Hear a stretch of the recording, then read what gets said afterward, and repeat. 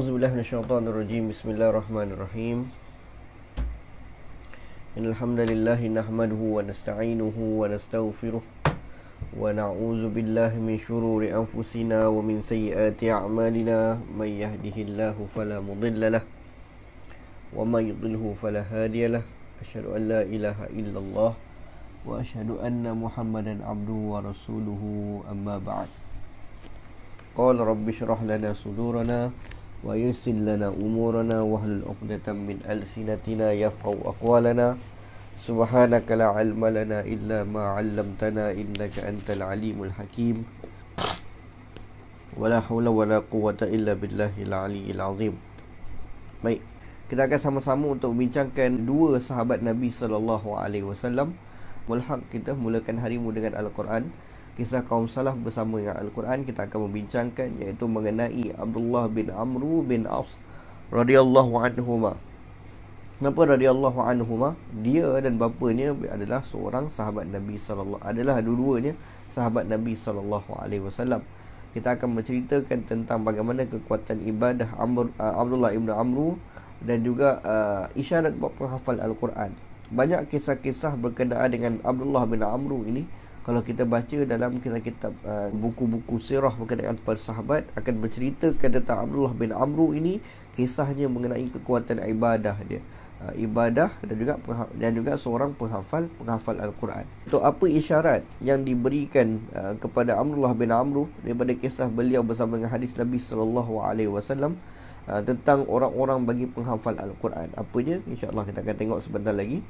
Juga kita akan melihat kisah tentang Abdullah bin Umar ini. Kita akan melihat bagaimana beliau berkecuali dalam isu Ali radhiyallahu anhu dan Muawiyah. Dua-dua Abdullah ni tuan-tuan, mereka sempat ataupun mereka berada di zaman kita kata apa, berlakunya pergolakan mengenai kepimpinan Islam di antara Ali bin Abi Talib dan juga Muawiyah. Dan nanti saya akan ambil jugalah kisah berkenaan dengan mereka ini pada masa itu. Dan tentang Abdullah bin Umar, ada ayat-ayat yang mengalirkan air matanya. Saya akan ambil dua ayat sebagaimana tema kita, konsep berinteraksi dengan Quran. Kita akan ambil dua ayat. Dan kisah Abdullah bin Umar, beliau sangat mengecam orang yang berpura-pura, tidak suka orang yang berpura-pura. Dan kita akan lihat cerita-cerita Abdullah Umar radhiyallahu anhuma dan ibrah ataupun pengajaran yang boleh kita ambil daripada mereka. Baik, jadi dua orang Abdullah yang kita akan cuba untuk cover pada pagi ini. Kalau tanya saya, banyak dah kisah kita mula. Saya harap tuan-tuan kalau berkesempatan boleh ulang kaji balik sahabat-sahabat yang telah lalu telah kita bincangkan. Kita dah cerita pasal Abu Bakar As-Siddiq, Umar bin Khattab, Uthman bin Affan, Ali bin Abi Talib, Abdullah bin Mas'ud, Abdullah bin Abbas, Ubay bin Ka'ab, Muaz bin Jabal, Abu Musa Al-Ash'ari, Abu Darda, Abdullah bin Rawahah, Abdullah bin Amru bin As pada pagi ini, dan Abdullah bin Umar. Dekat 13 sahabat Nabi nak masuk dah pada pagi ini. Baik, terus kepada perbincangan kita. Abdullah bin Amru bin As, sahabat Nabi sallallahu alaihi wasallam. Baik, kita pergi pada beberapa tazkirah pembukaan kita dahulu, iaitu kita lihat kisah kita mengenai tentang sahabat Nabi sallallahu alaihi wasallam, bagaimana mereka bersama dengan Al-Quran. Tuan-tuan, mereka ini golongan-golongan yang berada dengan Nabi, yang mana mereka ini telah mendapat Al-Quran terus daripada Nabi kita Muhammad sallallahu alaihi wasallam, dan mereka sangat mengasihi Al-Quran kerana mereka sedar itu adalah petunjuk yang besar, yang mana saat mereka duduk dalam kegelapan, mereka duduk tanpa ada sebarang petunjuk wahyu, maka turunnya Al-Quran bagi membimbing mereka dan menjadikan mereka orang-orang yang lebih baik daripada apa yang mereka ada pada sebelum itu. Kata beberapa orang guru saya, satu masa dulu saya belajar, jika dilihat para sahabat Nabi sallallahu alaihi wasallam, ketika mereka selepas mereka masuk Islam, tak ada kekurangan punya Tuhan berikan kepada mereka, melainkan Allah Subhanahu wa taala berikan kepada orang-orang yang masuk ke dalam ajaran Islam pada kalangan para sahabat Nabi, iaitu 3 kali ganda kelebihan. Apa dia? Yang pertama, iaitu apabila seorang sahabat Nabi tersebut mereka masuk Islam, sememangnya mereka memang kebanyakannya orang-orang yang dah terkenal dalam kehebatan-kehebatan mereka. Sama ada mereka mempunyai jawatan ataupun mungkin tidak mempunyai jawatan. Sama ada mereka seorang majikan ataupun mereka seorang hamba. Kita cerita mengenai kehebatan. Bukanlah seorang hamba itu tak ada langsung kehebatan, ada juga. Contohnya Bilal bin Rabah dengan mempunyai bakat-bakat tertentu dan sahabat-sahabat yang lainnya. Jadi mereka dah hebat. Jadi contoh ni siapa yang disebut sebagai seruling Nabi, ataupun seorang yang pandai bersyair, Abdullah ibn Rawahah. Pandailah, hebat dengan bakat mereka. Pada masa sebelum Islam, mereka memang ada bakat mereka sendiri.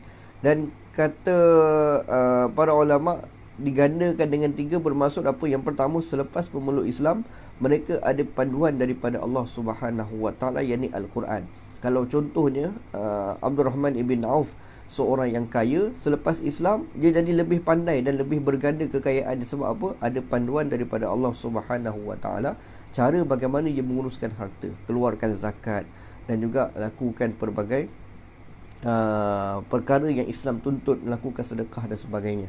Yang ketiga, gandaan bagi orang-orang yang beriman, iaitu keberkatan daripada Allah Subhanahu Wa Taala. Jadi inilah nilai Al-Quran yang berada pada zaman sahabat Nabi SAW, yang mana mereka syukur dan berterima kasih adanya wahyu daripada Allah. Sebab daripada sebelum mereka tidak tahu untuk melakukan apa yang berada di atas dunia ni, akhirnya tiba-tiba turunnya Al-Quran, maka mereka tahu apa yang perlu mereka lakukan tentang kehidupan yang sedia ada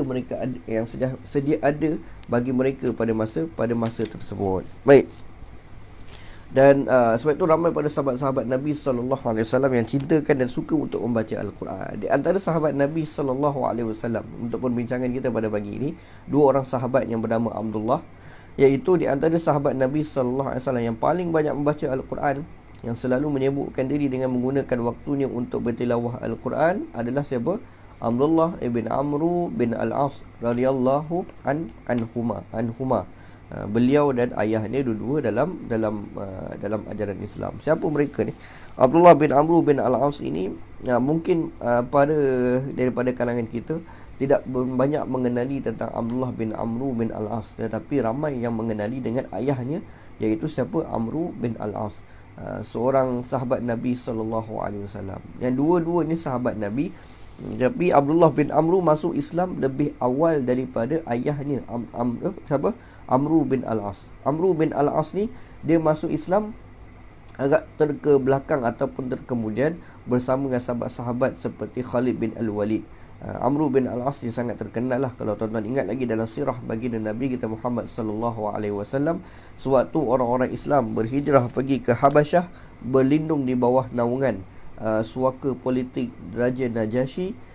Siapa yang pergi daripada wakil orang Quraisy untuk meminta Raja Najasyi memulangkan orang Islam pulang ke Mekah? Di antara ni siapa? Amru bin Al-As. Dan anak dia masuk Islam dahulu, yakni Abdullah bin Amru bin Al-As. Baik. Dan Abdullah bin Amru bin Al-As ni, kisah orang yang banyak kisah mereka tentang kita kata apa? Tentang ibadah kepada Allah Subhanahu Wa Taala. Ada banyak sangat riwayat.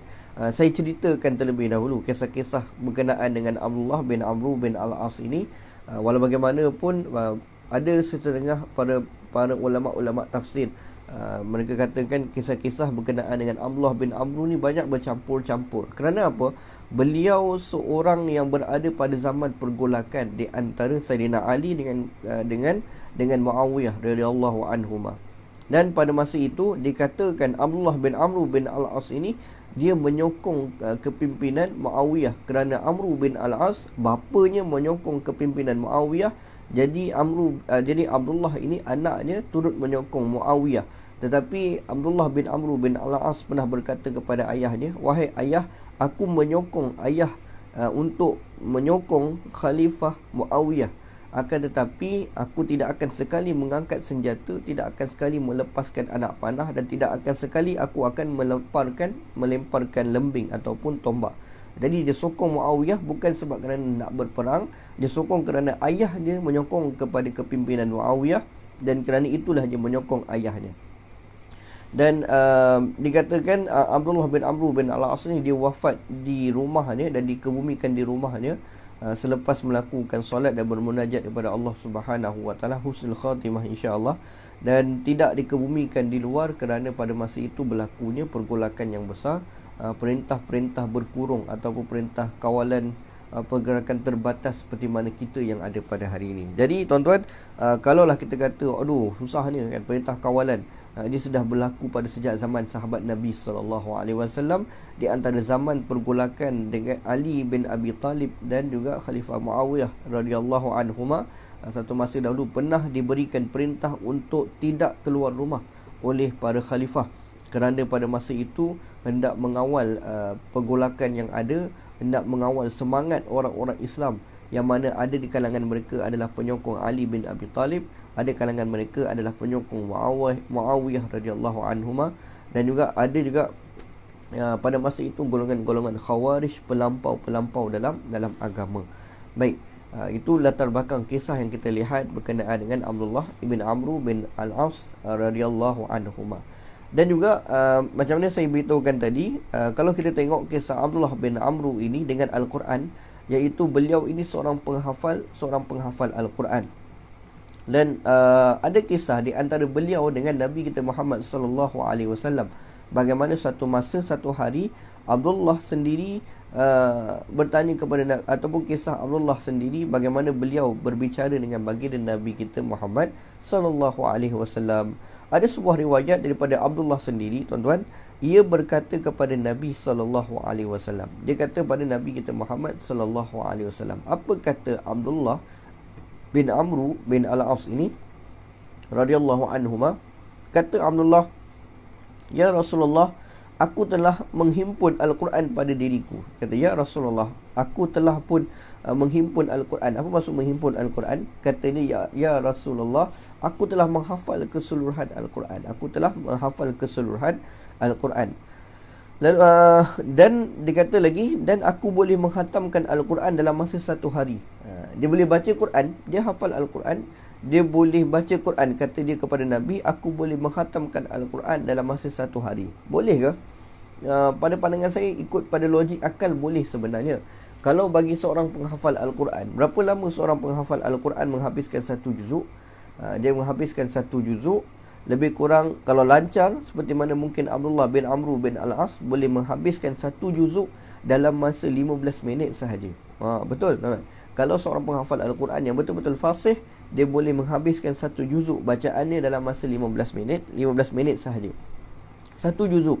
Kalau satu juzuk 15 minit, kalau satu jam 4 juzuk. Satu jam 4 juzuk. Jadi perlukan 30 juzuk. Tuan-tuan kira dalam masa beberapa jam. Mungkin dalam 10 jam tu kata dah selesai lah.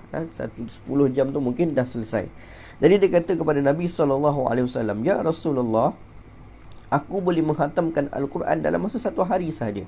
Ini kisah tentang Abdullah yang seorang yang kuat ibadah. Namun Rasulullah SAW tidak senang dengan khabar tersebut.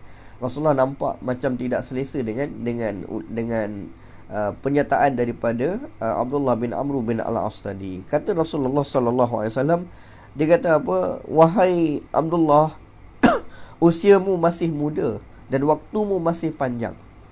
Kata Rasulullah, dia kata, "Aku khawatir kamu akan merasa bosan membaca ni nanti." Rasulullah tak senang dengan jawapan tersebut. Rasulullah kata apa? "Kamu masih muda. Sekarang ni kamu semangat. Kamu suka untuk menghafal Al-Quran dan menghabiskan khatam Al-Quran dalam masa satu hari. Tetapi wahai Abdullah, kamu masih muda lagi. Aku khawatir kamu akan merasa bosan untuk membacanya nanti." Jadi Rasulullah pun sarankan apa? Khatamkanlah Al-Quran dalam masa 1 bulan sekali. Jadi seorang penghafal Quran yang pertama galakan daripada Nabi, dia kata apa? Iaitu 1 bulan berapa? Satu kali. Abdullah berkata, "Wahai Rasulullah, biarkanlah aku menikmati masa muda dan kekuatanku untuk menghatamkan lebih daripada itu." Dia kata, "Ya Rasulullah, bagilah aku kurang lagi daripada sebulan." Kalau seorang penghafal Quran, kata Rasulullah yang hadis yang pertama, dia kata apa? Hafal khatam dalam masa satu bulan. Maksudnya satu hari satu juzuk. Tapi dia minta lagi, "Ya Rasulullah, boleh tak bagi aku cepat lagi? Sebab aku masih muda ya Rasulullah." Kata Abdullah ibn Amru ibn Al-As, Maka Nabi SAW jawab apa? Kalaulah kata 1 bulan tak nak, baik. Kalau begitu khatamkanlah Al-Quran dalam masa 20 hari. Kalau tak sebulan, 20 hari. Tapi jawapan dia masih sama lagi. Ya Rasulullah, aku masih lagi muda. Biarkanlah aku menikmati hidupku dengan banyakkan menghatam Al-Quran ataupun beribadah pada Allah Subhanahu Wa Taala.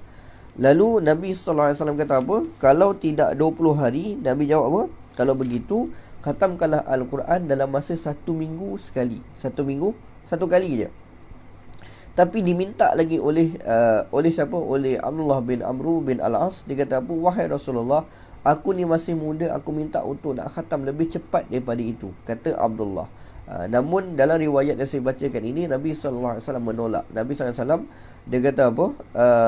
Dia kata Rasulullah SAW tidak terima. 7 hari, kurang lagi, minta lagi. Boleh tak seorang penghafal Al-Quran menghatamkan kurang daripada 7 hari? Hadis yang pertama ini kita ceritakan, iaitu Rasulullah SAW kita sebut sampai pertama sebulan, 20 hari dan juga 7 hari. Tapi dalam riwayat lain ada disebutkan bahawa setelah itu beliau ataupun Abdullah bin Amru bin Al-As ini minta lagi dengan Rasulullah SAW. Lalu jawapan Nabi SAW, dia kata apa? Kalau begitu khatamkanlah Al-Quran 3 kali sehari, iaitu 1 hari 10 juzuk. Jadi kata Abdullah bin Amru, dia minta lagi, ya Rasulullah, kalau boleh aku ni masih muda, boleh tak aku khatam lebih cepat daripada 3 hari tersebut. Tapi Rasulullah pada masa itu kata apa? Jika begitu, Nabi tak jawab apa. Nabi kata, pergilah wahai Abdullah bin Amru, kamu buatlah apa yang kamu rasa yang terbaik. Itu kata Nabi SAW. Jadi kita kata apa? Ini dah isyarat buat penghafal Al-Quran. Kalau tuan-tuan nak ikut pun bagus juga. Tak semestinya menghafal Al-Quran. Di zaman Nabi SAW, kerana mereka tidak ada teks yang banyak untuk membaca Al-Quran dengan secara fizikal. Tetapi pada hari ini kita mungkin dah lancar baca, kita ada Al-Quran. Ikutlah kalau tuan-tuan berkemampuan untuk nak menghatam Al-Quran sebagaimana yang dibuat oleh Abdullah bin Amru bin Al-As. 1 bulan kata Nabi, nak awal lagi maka dia buat 20 hari, nak awal lagi 7 hari. Dalam riwayat yang lain kita sebut apa? Ada juga yang menyebut bahawa Nabi kata iaitu 3 hari. Akan tetapi tuan-tuan, Abdullah bin Amru ini dia bersemangat sungguh dia nak menghatamkan Al-Quran dalam masa 3 hari. Cuma dalam riwayat yang lain ataupun cerita dalam Al-Bukhari, riwayat Bukhari ceritakan pada suatu masa ketika Abdullah bin Amru dia sudah pun berumur ataupun dia sudah pun tua, tuan-tuan, pada masa itu dia masih lagi ataupun dia masih hidup, tetapi bacaan dia sudah pun keadaan dia sudah lemah, badannya tidak kuat. Kadang-kadang dia baca, ada masa dia cepat sikit, ada masa dia ikut seperti mana saranan Nabi kita Muhammad SAW. Tapi Abdullah bin Amru ni, itulah kisah yang boleh kita ambil apa dia. Satu masa dia muda, dia bersemangat, tapi sampai satu masa dia dah tua. Dia kata pada orang-orang yang lain, dia kata apa? Ketika orang lain bertanya kepadanya tentang hadis-hadis tersebut, Abdullah bin Amru dia kata, berapa hari, dan lalu disebutkan hadis dia bersama dengan Nabi. Tapi akhir tu dia tambah, tuan-tuan. Dia kata apa? Dia kata Abdullah bin Amru setelah menceritakan hadis Nabi SAW yang kita bacakan tadi, dia kata apa? Menerima keringanan, menerima rukhsah daripada Nabi SAW lebih aku sukai daripada memaksakan kehendakku sendiri. Dan setelah itu aku sedar aku berbeza pendapat dengan baginda Nabi SAW pada perkara yang aku tidak suka, melainkan sepatutnya aku ikut saja apa yang beliau cadangkan. Ini kisah Abdullah bin Amru. Pada masa dia muda memanglah dia bersemangat, sehingga Nabi dah sarankan pun dia tak nak ikut perintah yang awal. Dia nak minta lagi daripada Nabi kita Muhammad SAW. Akan tapi bila dah tua, biasalah barulah dia sedar. Dia kata apa? Kalaulah ikut rusah Nabi itu adalah lebih baik aku tahu, maka aku akan ikut apa yang disabdakan oleh Nabi SAW, keringanan yang diberikan oleh Nabi SAW. Sebab itu beribadah dalam agama kita ini, kita sangat dituntut untuk melakukan ibadah. Tapi pada pandangan Nabi SAW, ibadah tu satu perkara yang baik. Akan tetapi perkara yang besar lagi apa? Kita konsisten ataupun kita istiqamah. Kita buat kuliah kita tak lama, 30 minit, 45 minit, okey lah. Yang penting kita istiqamah, kita mampu, kita tahu apa yang boleh kita konsisten. Sebagaimana Abdullah bin Amru, kisah dia tadi apa? Beliau sangat bersemangat, Tetapi akhirnya bila beliau tua, beliau kata apa? Kalau aku tahu ikut rukhsah Nabi itu satu perkara yang lebih baik lagi, maka aku akan ikut apa yang telah Nabi SAW sarankan kepadaku. Ramai pada kita pada hari ini, kita rasa ibadah yang susah itu adalah satu ibadah yang baik. Kita lupa ibadah yang paling hebat sekali ataupun ibadah diterima oleh Allah Subhanahu Wa Taala ada dua syarat. Yang pertama, kita mestilah ikut kepada apa yang telah disabdakan oleh Nabi SAW daripada hadis baginda dan tentulah daripada Al-Quranul Karim. Yang pertama. Yang kedua, kehebatan ataupun penerimaan ibadah kita adalah sejauh mana kita boleh mengikhlaskan diri kita kepada Allah Subhanahu Wa Taala. Itulah perkara utama dalam ibadah. Cuma biasa bagi orang muda, Abdullah bin Amru ini Rasulullah tahu dia seorang yang muda, masih bersemangat, dan diberikan nasihat. Dan Rasulullah SAW beri saja nasihat. Mungkin pada masa itu Abdullah bin Amru ini tidak faham, tapi setelah dia tua akhirnya dia faham apa yang telah dikatakan oleh Nabi SAW. Kita pun begitu jugalah. Kalau kita muda, maka kita kena usaha untuk mendengar nasihat daripada orang lain. Kalau kita beri nasihat kepada orang lebih muda kepada kita, tapi dia tak mau dengar, ikutlah. Tak apalah, ikut pada cara dia. Yang penting kita telah menyampaikan nasihat. Kita tidak sedar ataupun tak tahu, mungkin belah kita tak ada nanti. Bila kita tidak ada, mungkin barulah dia mendengar apa nasihat-nasihat telah kita berikan kepada mereka tadi. Baik. Saya tambah lagi, Al-Imam Nawawi rahimahullah mengatakan bahawa ini conclusion ataupun kita kata apa, sikit saranan, ringkasan daripada Imam Nawawi. Dia katakan seorang ahli Al-Quran hendaklah menjaga kebiasaan tilawah dan banyakkan baca. Dia kata orang yang menghafal Al-Quran mesti banyak tilawah Al-Quran dan baca Al-Quran. Kalau dah hafal Al-Quran, lepas tu tak baca Al-Quran, itu satu fitnah ataupun satu musibah yang sangat besar. Kata Imam Nawawi, dia kata apa? Pada kalangan para sahabat Nabi SAW berbeza-beza cara mereka menghafal, cara mereka menghabiskan ataupun khatam Al-Quran. Riwayat daripada Abi Daud menyebutkan sebahagian daripada para sahabat Nabi SAW mereka khatam dalam masa berapa? 2 bulan sekali. 2 bulan sekali khatam Quran. Boleh buat? Kalau nak jadi seperti mana Al-Muan ataupun para sahabat Nabi, 2 bulan sekali cubalah khatam. Mengaku kita nak mengikut para salaf, tapi baca Quran tak nak baca, kan? Masalah, kan? Mengutamakan perkara yang lain daripada ilmu Allah Subhanahu Wa Taala. Ada juga sebahagian yang lain mengkhatamkan Al-Quran dalam masa 1 bulan sahaja. Sahabat Nabi kalau tidak pun ada yang awal lagi satu bulan. Ada yang sebahagiannya khatam Quran dalam masa 10 hari. Ada yang kata sebahagiannya mereka mengkhatam 8 hari satu kali mengkhatam Al-Quran. Ada yang kata 7 hari dan seterusnya. Ikutlah berbeza-beza pada setengah orang, bagaimana dikatakan oleh Imam An-Nawawi. Ikutlah. Ni saya ingat pedoman kepada kita. Kalau tuan-tuan ingin pada merancang pada hari ini nak khatam Al-Quran, nak kejarlah dalam masa PKP ni untuk mengkhatam Al-Quran. Tak ada masalah, nak ikutlah tuan-tuan. Tapi saya tambah lagi, ada sikit lagi. Kata Imam An-Nawawi, dia kata apabila seseorang mempunyai bagi seorang yang boleh untuk memahami ayat-ayat Allah Subhanahu Wa Taala, ada potensi untuk merenung ayat Al-Quran dengan lebih mendalam, boleh mentadabbur Al-Quran. Kata Imam Nawawi, maka jumlahnya dia khatam Al-Quran, ambillah hari yang lebih banyak agar pemahamannya daripada bacaan yang lebih sempurna. Cadangan Imam An-Nawawi, dia kata apa? Kalaulah seorang itu boleh boleh membaca Al-Quran dan memahami ayat Al-Quran, dia kata ambillah masa lebih panjang supaya Al-Quran dapat diulang dan juga ilmu daripada Al-Quran tu dapat ikuti. Kata lainnya lagi, begitu juga bagi mereka disebut dengan pengajaran ilmu, tugas agama lain-lainnya, kepentingan, ada urusan-urusan, maka kata Imam Nawawi, sesuaikanlah ikut kondisi ataupun keadaan masing-masing. Bagaimana mereka boleh mengkhatam, boleh menghafal Al-Quran. Itu para ulama kita ajar. Bukannya kita nak khatam Al-Quran kita bersemangat sahaja, tetapi kita perlu tahu bagaimana keadaan kita, bagaimana kita ada tanggungjawab kita. Yang penting Al-Quran ni bukan setakat untuk kita sedar kita nak khatam Al-Quran sebanyak mungkin. Ramai orang dia bangga khatam Al-Quran, tapi amalan-amalannya mungkin tidak sama dengan Al-Quran. Bagaimana dia baca, tetapi seperti mana bacanya burung kakak tua. Bukanlah salah baca, dapatlah pahala, tapi tidak memahami ayat Al-Quran itu pun satu masalah yang besar bagi orang-orang yang sudah berdamping dengan Al-Quran. Baik, kalau ikut pada hari ini, ulama-ulama pada hari ini memakruhkan khatam Al-Quran dilakukan dalam masa 1 hari 1 malam. Ulama hari ini ada yang makruhkan. Dalil digunakan oleh mereka iaitu daripada Hadis Nabi SAW, Amru bin Al-As, la yafqahu man qara al-Quran fi aqalla min salas. Tidaklah mendapat ilmu bagi orang yang mengkhatamkan Al-Quran kurang daripada 3 hari.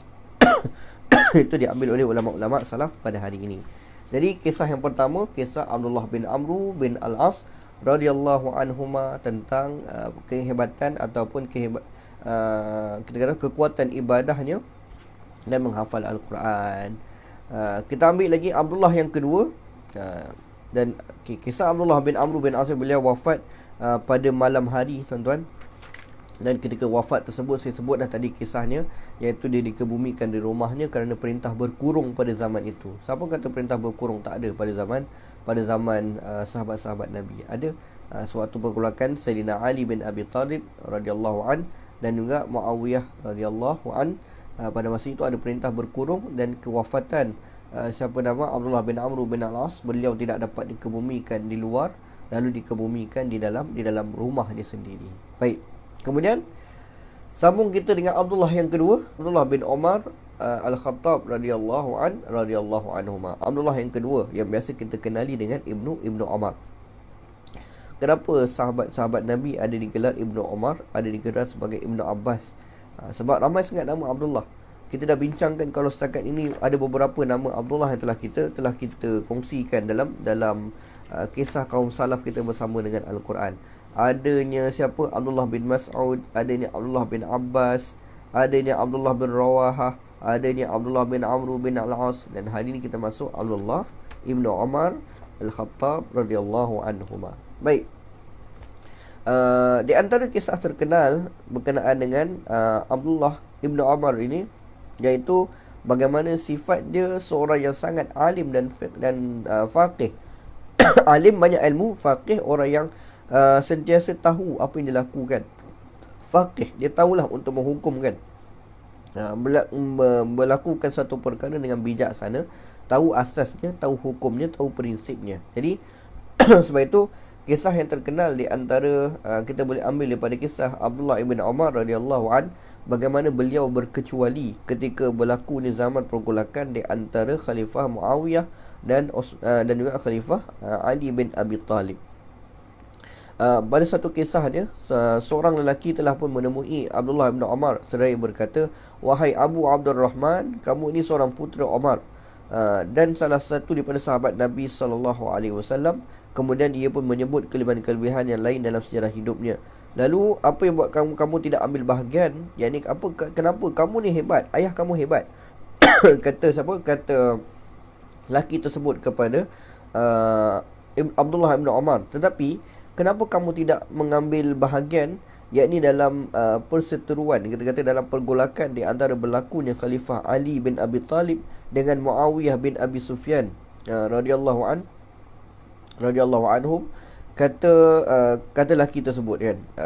Dan Ibnu Umar menjawab, dia kata apa? "Aku tidak mengambil bahagian pada perseteruan itu, pada pergolakan itu, kerana Allah Subhanahu wa taala telah mengharamkan darah orang Islam."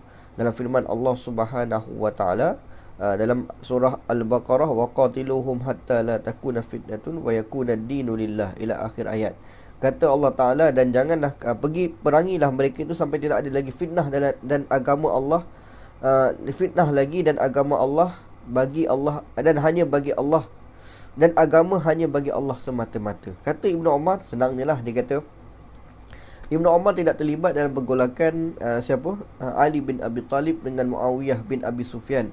Kerana apa? Dia tahu itu adalah dua di antara orang-orang Islam. Pergolakan di antara Ali dan Muawiyah itu, mereka tahulah kenapa mereka lakukan perkara tersebut, berlakunya pergolakan tersebut. Dan akhirnya pergolakan tersebut, kita kata apa? Kebanyakannya daripada golongan-golongan yang ta'asub dan golongan-golongan yang fanatik. Pada masa itu adanya timbul golongan Khawarij yang kita kata apa? Sibuk benar.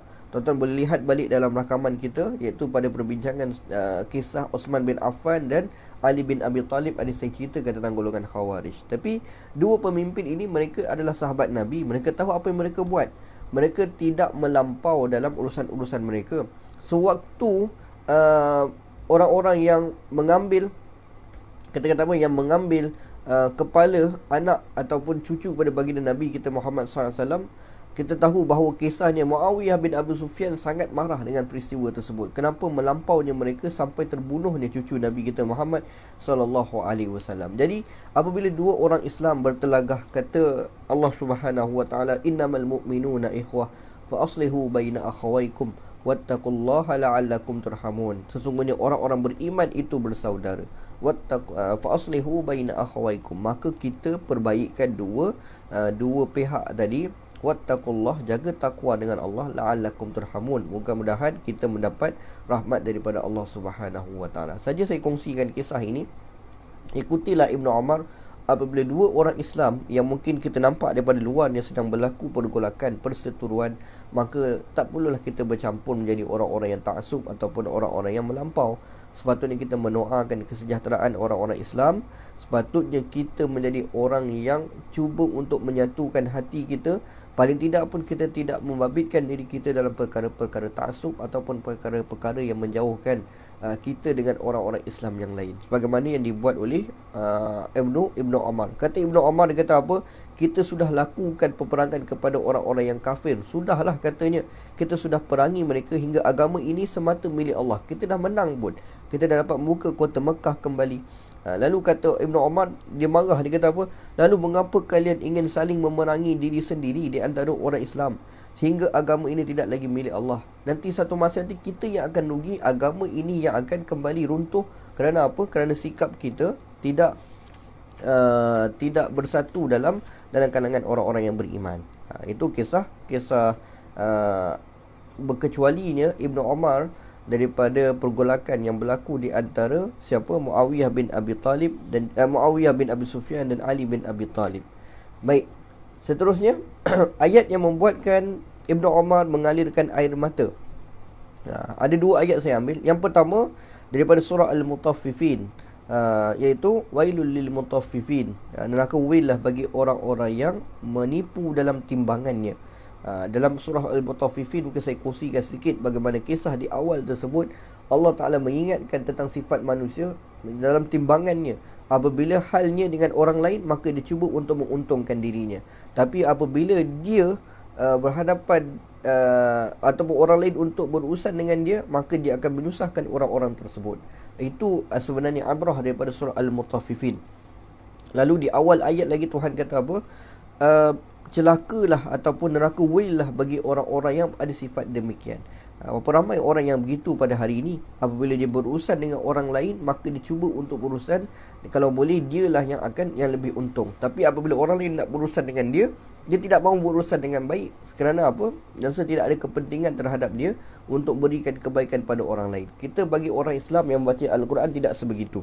Sekiranya kita ni baca Islam, kita sedar bahawa setiap urusan kita, sama ada orang kepada kita ataupun kita kepada orang, dalam bentuk timbangan, dalam bentuk kita melakukan urus niaga, dalam bentuk kita berurusan, dalam bentuk kita berikan perhatian, maka sepatutnya kita sedar kita menjadi orang-orang yang beriman pada Allah. Tidak ada sebarang kepentingan pada diri kita, dan kita tidak juga mengambil kesempatan daripada kesusahan orang-orang yang lain.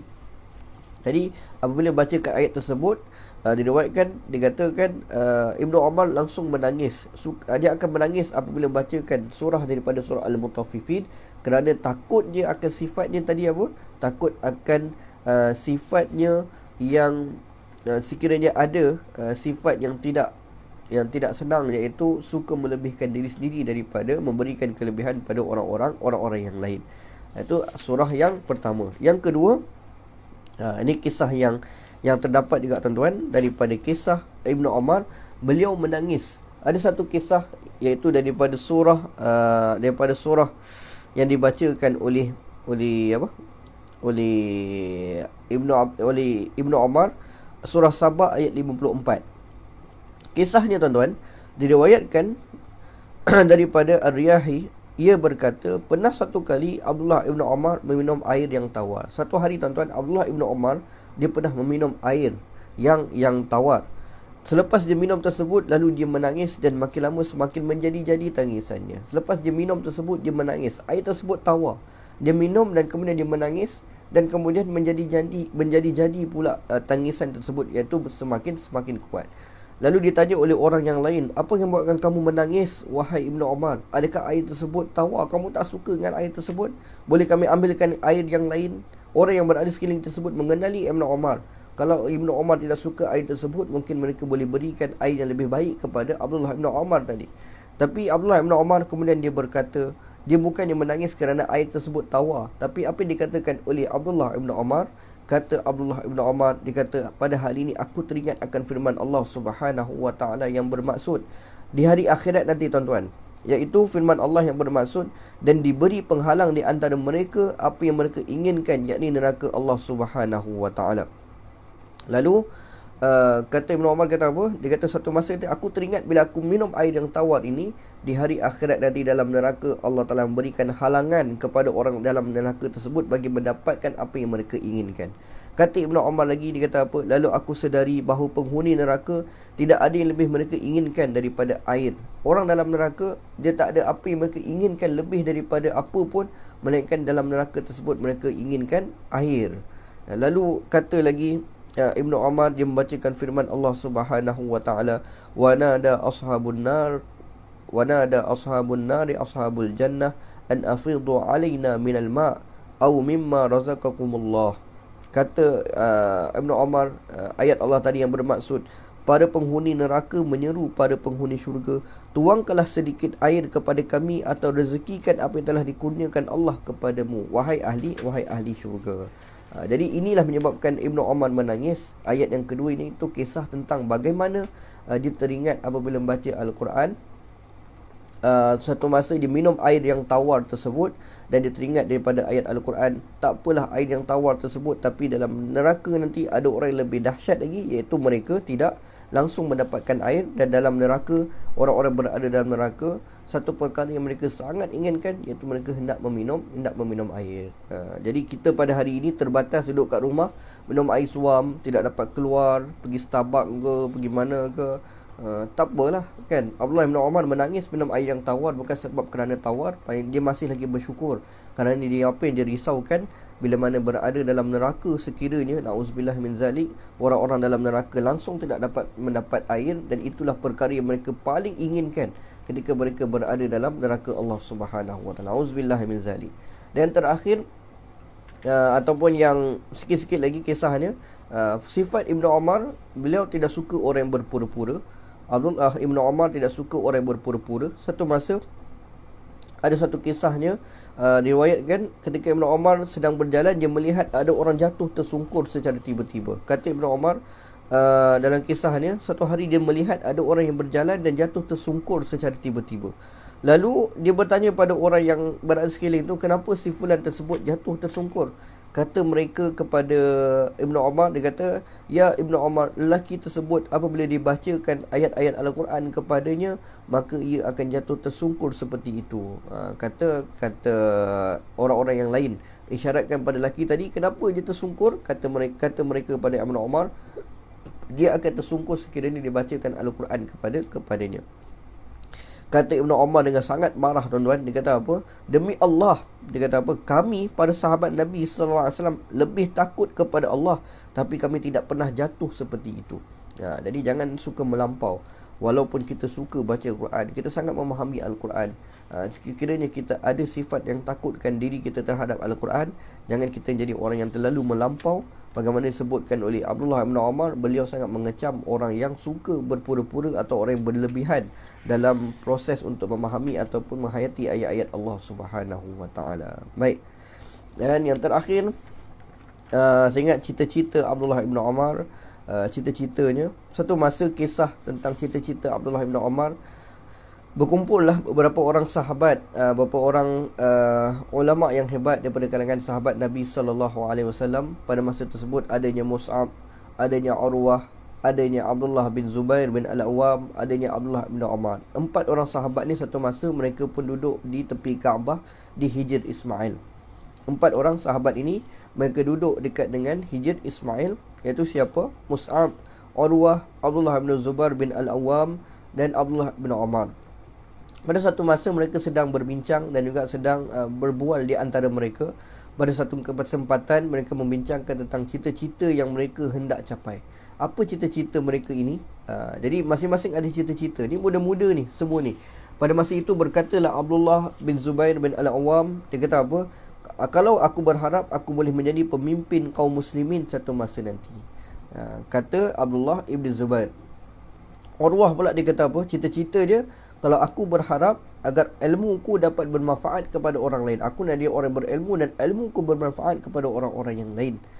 Dan Mus'ab pula dia kata apa? Aku berharap aku dapat memimpin negeri Iraq. Aku dapat memimpin negeri Iraq dan menikahi Aisyah binti Talhah dan Sakinah binti Al-Husain. Kata siapa? Kata Mus'ab tadi. Dia nak mimpin Iraq. Mereka ni berbual di mana? Berbual di Hijr Ismail, di tempat mustajabnya doa, tuan-tuan. Dan apa yang berlaku, tuan-tuan? Adapun Ibn Umar dia kata, aku tak berharapkan cita-cita apa pun, tapi aku berharapkan cita-citaku hanyalah ampunan daripada Allah Subhanahu Wa Taala. Nampak? Abdullah Ibn Umar cita-cita dia kata, aku berharapkan aku mendapat pengampunan daripada Allah Subhanahu Wa Taala. Dan apa yang berlaku? Bersembang, berbual di Hijr Ismail, tempat mustajab doa, tuan-tuan. Ketika kita lihat pada masa hari selepas kemudiannya, ketiga-tiga orang yang pertama tadi, iaitu siapa? Abdullah ibn Zubair, dia dapat cita-citanya. Apa dia? Iaitu dia nak memimpin kaum muslimin. Lagi Urwah, dia dapat juga cita-citanya, iaitu dia dapat jadi orang yang sangat memberikan manfaat daripada ilmu pengetahuannya. Mus'ab, dia dapat menikahi dua orang wanita tadi, Aisyah binti Talhah dan Sakinah binti Husain, dan juga dapat memimpin negeri Iraq.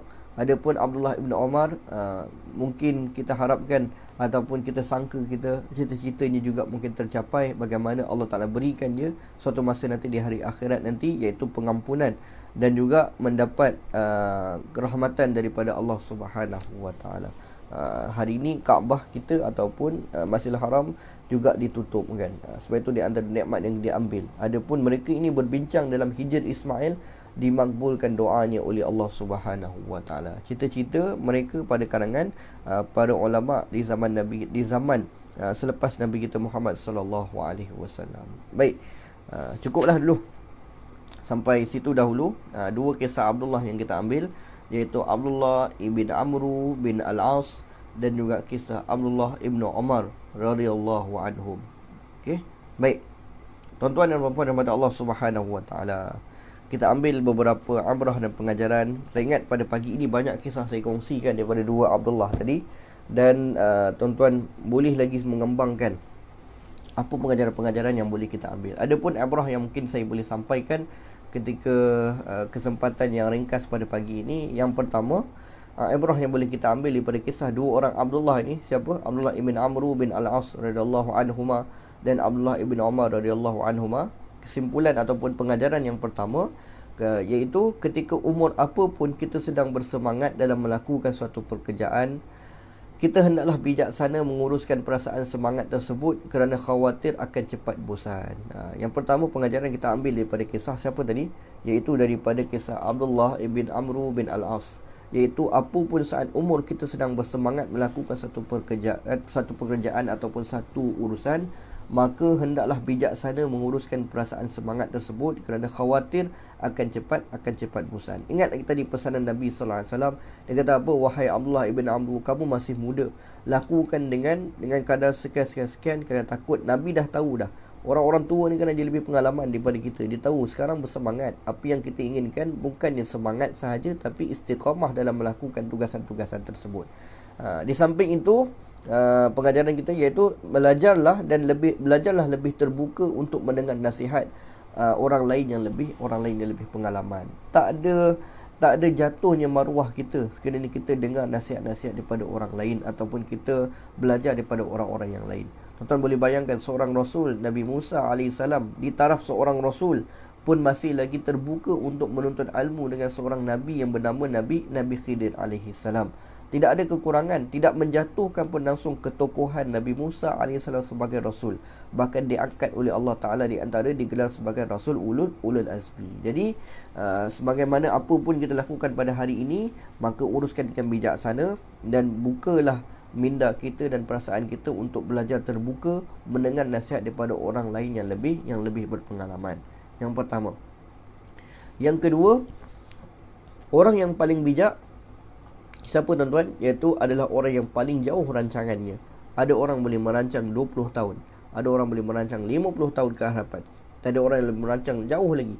Penagi dadah dia rancang 30 minit aja. Dapat dadah, dia clear sekejap 30 minit. Masa tu dia cari dadah, sebab nak melepaskan apa hajat dia yang akan datang. Masa dia lalok selepas tu. Jadi orang yang paling bijak adalah orang yang paling jauh rancangan dia dan usaha dia ke masa hadapan. Maka pengajaran kita apa? Contohilah Ibnu Umar radhiyallahu an, yang mana beliau mempunyai cita-cita yang lebih jauh, iaitu keampunan daripada Allah Subhanahu wa taala di akhirat nanti. Abdullah Ibnu Umar, dia punya cita-cita dia apa? Iaitu apa yang diharapkan, keampunan daripada Allah Subhanahu wa taala di hari akhirat nanti. Betul kata Nabi sallallahu alaihi wasallam. Nabi sebut apa? Nabi sebut orang yang paling bijak adalah orang yang paling banyak bagi ganti mati. Jadi Ibnu Umar, dia merancang hidup dia bukan setakat di atas dunia, dia merancang bagaimana dia mendapat keampunan daripada Allah Subhanahu wa taala di hari akhirat nanti. Pengajaran yang ketiga yang boleh kita ambil, iaitu daripada kisah Abdullah ini, dua orang Abdullah ini, iaitu pengajarannya, ketaatan dan ketakwaan kepada Allah Subhanahu wa taala mestilah lahir daripada hati yang benar-benar ikhlas dan berpandukan daripada wahyu daripada Allah dan sunnah daripada baginda Nabi kita Muhammad sallallahu alaihi wasallam. Bukannya ketaatan dan ketakwaan tersebut lahir daripada sifat berpura-pura ataupun sekadar menunjuk dengan cara zahir sahaja konon-kononnya dia jadi orang yang paling taat dan bertakwa kepada Allah Subhanahu wa taala. Ingat tadi kisah Abdullah bin Umar sangat mengecam orang yang berlebih-lebihan, berpura-pura konon dia taat dan takwa kepada Allah Subhanahu wa taala. Dia kata Abdullah bin Umar, pada sahabat Nabi pun mereka yang lebih dekat dengan Nabi, yang lebih takutkan Allah berbanding golongan yang terkemudian, tetapi mereka tidak melampau dan mereka tidak melakukan ketakutan dan ketakwaan dalam bentuk berpura-pura kepada Allah Subhanahu wa taala. Baik, selesai kita dua lagi kisah sahabat Nabi sallallahu alaihi wasallam. Mudah-mudahan ada manfaatnya pada kita dalam proses kita perintah berkurung ini. Bukan berkurung lah, perintah kawalan pergerakan ini. Terima kasih kepada mereka yang follow. Abang Man ada ni, ada kenalan. Minta maaf sebab nama-nama tu dah di skrin saya dah naik ke atas, tak sempat saya nak sebutkan satu persatu tadi. Adapun saya ucapkan terima kasih. Mudah-mudahan kita berharap yang pertama, Allah Subhanahu wa taala berikan kita kekuatan untuk kita beramal mengikuti pada jalan para salaf dan sahabat-sahabat Nabi kita Muhammad sallallahu alaihi wasallam. Salaf di sini iaitu orang-orang yang dekat dengan Nabi, zaman sahabat, zaman tabi'in, zaman tabi'in, yang mana inilah kita kata apa? Zaman yang terbaik disabdakan oleh Nabi. Tapi kita nak melihat bagaimana mereka berinteraksi dengan Al-Quran. Dan oleh itu kita mohon pada Allah, berilah kita kekuatan untuk kita mengikuti ayat-ayat Al-Quran sebagaimana diikuti oleh para sahabat Nabi sallallahu alaihi wasallam. Yang kedua, kita berharap Tuhan berikan kita pengampunan di atas kelemahan-kelemahan kita untuk kita mengikuti jalan-jalan Allah.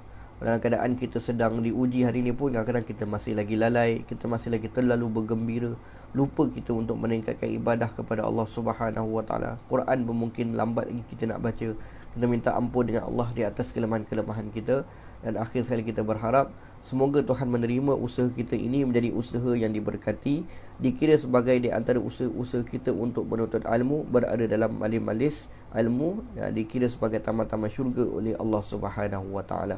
Dan akhir sekali kita tutup pertemuan kita pada pagi ini dengan bacaan doa bersama-sama. A'udzubillahi minasyaitonirrajim. Bismillahirrahmanirrahim. Alhamdulillahirabbil alamin, hamdan yuwafi ni'amahu wa yukafi mazidah. Ya Rabbana lakal hamdu kama yanbaghi li jalali wajhikal karim wa azimi sultani. Ya Allah, ya Tuhan kami, berikanlah kami redha-Mu ya Allah, masukkanlah kami ke dalam syurga-Mu ya Allah, jauhilah kami semua daripada azab api neraka. Ya Allah, ya Tuhan kami, ampunilah dosa-dosa kami ya Allah, ampunilah dosa kedua ibu bapa kami ya Allah. Kasihanilah mereka sebagaimana mereka mengasihi kami sejak daripada kecil hinggalah kini. Ya Allah, Kau tunjukilah kami jalan yang lurus, iaitu jalan orang yang peroleh nikmat, bukan jalan orang yang dimurkai, dan bukan pula jalan orang-orang yang sesat. Ya Muqallibal Qulub, wahai Tuhan yang membolak-balikkan hati, tetapkanlah hati kami dalam agama-Mu dan syariat-Mu. Ya Allah, matikanlah kami dalam keadaan husnul khatimah, yang Kau matikan kami dalam keadaan su'ul khatimah. Rabbi sy'alna muqimas salah min zurriyatina rabbana wa taqabbal du'a. Ya Allah, jadikanlah diri kami ini kalangan orang-orang yang mendirikan salat serta di kalangan zuriat kami. Rabbana hab lana min azwajina wa zurriyyatina qurrata a'yun waj'alna lil muttaqina imama. Allahumma inna na'udzubika min jahdil bala wa darkis syaqa wa su'il qada wa syamatatil a'da. Rabbana atina fid dunya hasanah wa fil akhirati hasanah wa qina azabannar. Wa sallallahu ala sayyidina Muhammad walhamdulillah rabbil alamin. Saya ucapkan terima kasih kepada semua. Mudah-mudahan Tuhan lindungi kita daripada wabak ini, berikan kesejahteraan kepada kita dan ahli keluarga. Mudah-mudahan dapat kita terus berikan manfaat pada diri kita saat kita dalam perintah yang sangat, kawalan yang sangat terbatas pada hari ini, kawalan pergerakan yang sangat terbatas pada hari ini. Bertemu lagi kita dalam perkongsian kita pada jam 6.45 pagi lebih kurang. Nanti tuan-tuan boleh teruskanlah. Kita usaha untuk sama-sama kita istiqamah sampailah kita selesai masalah kita nanti, insya-Allah. Jadi yang baik itu datang daripada Allah. Terima kasih. Terima kasih kepada Mas Nun Mansur dan lain-lainnya semuanya. Saya minta tuan-tuan boleh kongsikan, dan tuan-tuan boleh komen, dan tuan-tuan boleh istiqamah untuk bersama-sama dengan siri perkongsian kita. Wallahu taala a'lam. Bertemu lagi pagi esok. Saya akhiri dengan ucapan wabillahi taufiq wal hidayah. Assalamualaikum warahmatullahi taala wabarakatuh.